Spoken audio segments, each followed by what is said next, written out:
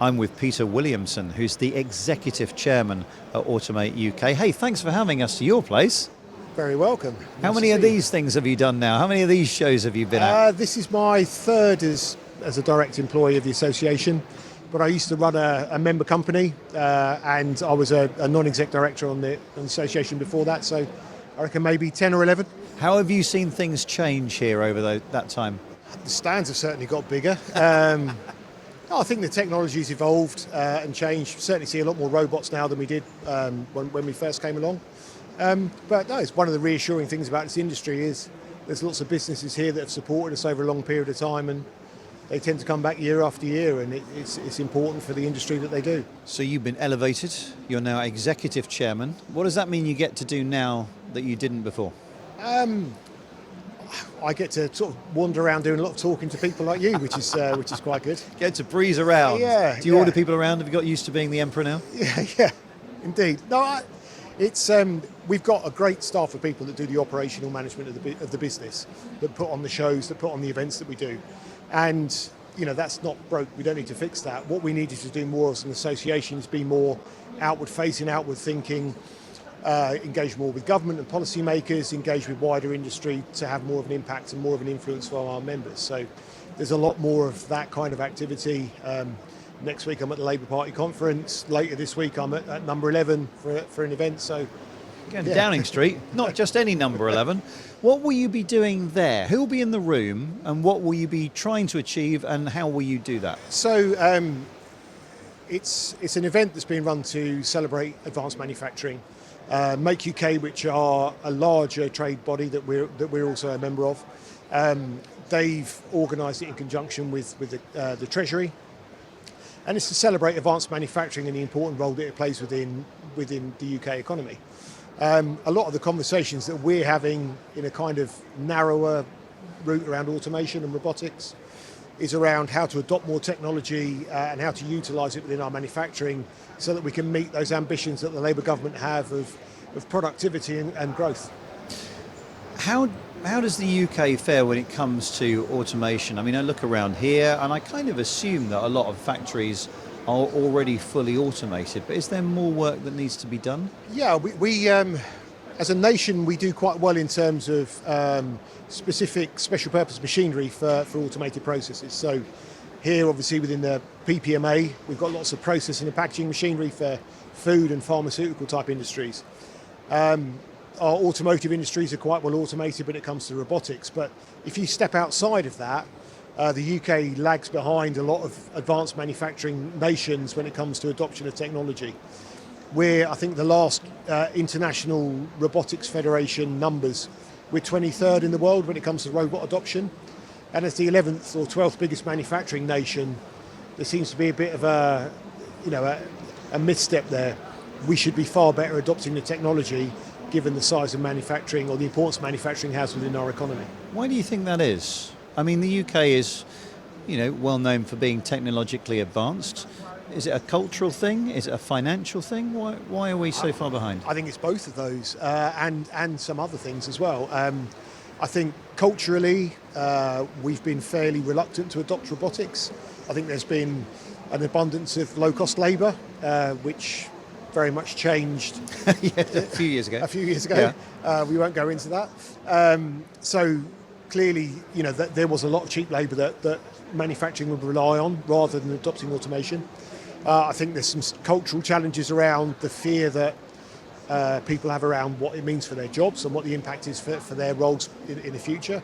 I think there's a cultural issue in terms of conservatism towards adopting new technology when it comes to production. Kind of if it's not broke, why invest heavily on it? And I think there's a bit of an unrealistic expectation sometimes of how quickly that investment will pay back. If you look at nations elsewhere in Europe, they might look 3 to 5 year outlook on terms of getting a return on that investment, whereas in the UK, we often see people quoting 12 to 18 months as being a desirable timescale for payback. And is that just because they build it into their financial model and that's what they talk to the lender about, or is it just a case of grabbing them by the lapels and saying, look, it's not coming in a year, you'll get it back in 5? Yeah, I think there's some definite work to do to educate how realistic the payback opportunities are. I think there is also some work to do in terms of how well end user businesses paint the picture of how affordable the repayments would be based on the increases in productivity that they would get as a result of adopting the technology. So traditional asset finance would be, you're buying a robot, we'll lend you the money for a robot, and if you go out of business, we'll sell the robot and get our money back.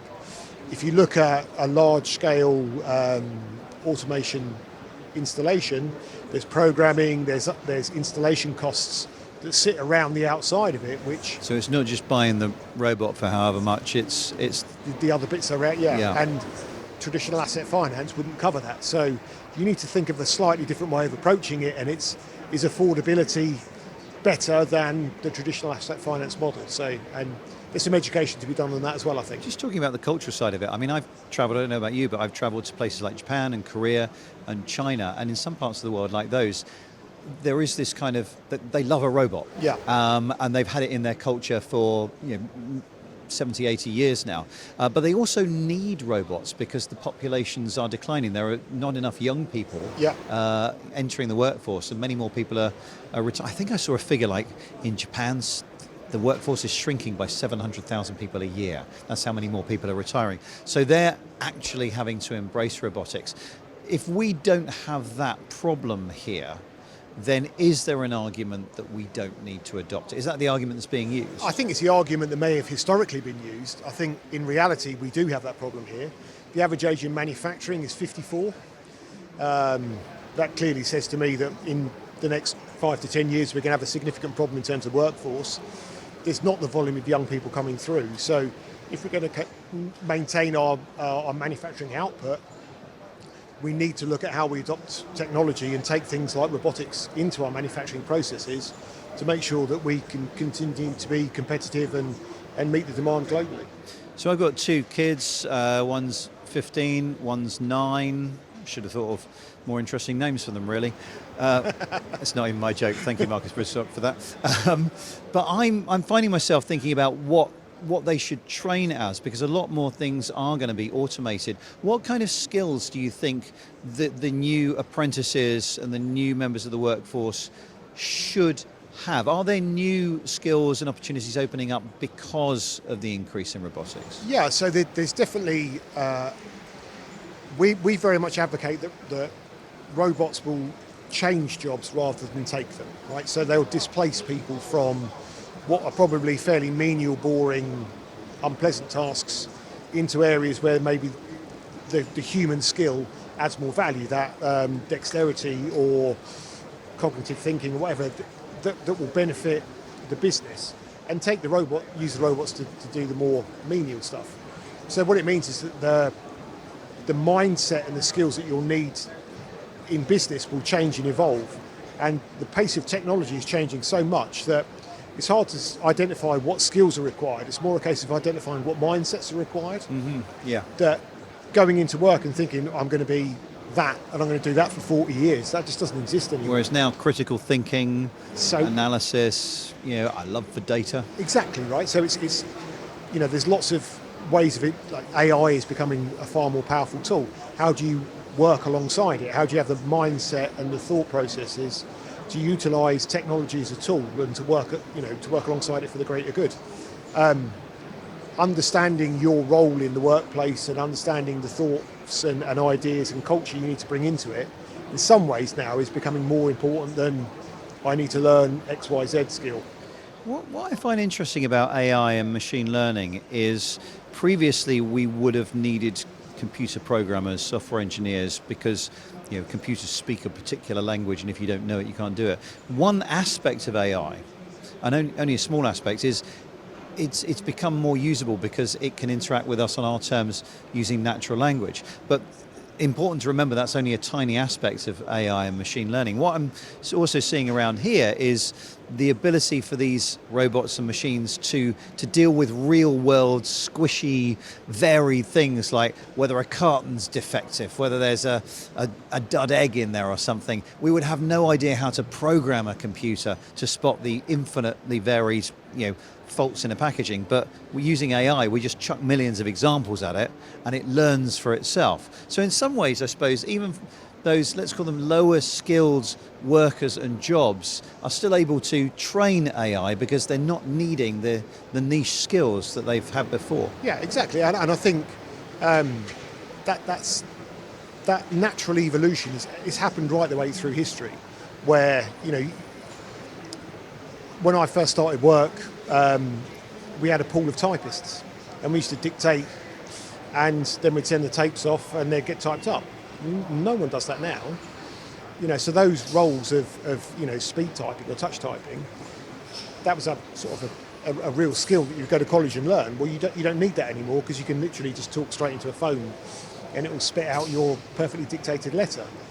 But those people are now working in different roles. Because those roles evolve and change, they move elsewhere and they take up different roles, and I think it's very, very important that when businesses adopt technology, they look at what roles do we have at the moment, what roles are we going to have in the future, how do we evolve our workforce to make sure that they develop the skills and the knowledge they require to still be a valued member of staff, but just in a slightly differently designed role, because they're working alongside the technology that we've brought in to drive our business forward. Is this one of the things you're going to be talking to? Who's going to be the Chancellor at number 11? Yeah, I think so, yeah. So this is one of the things you're going to be explaining to her. Yeah, and very much around explaining that if we're going to grow as an economy, if we're going to get that productivity and growth that the Labour government are very keen to see, we've got to look at how policy can break down the barriers to adoption of that technology and how we can take things forward. And the bits around skills, the bits around finance, the bits around culture is really kind of where we're pushing government to think differently and to support us and to help create that environment that will mean that our members in here will sell more technology, but their customers will be more productive and more profitable moving forward.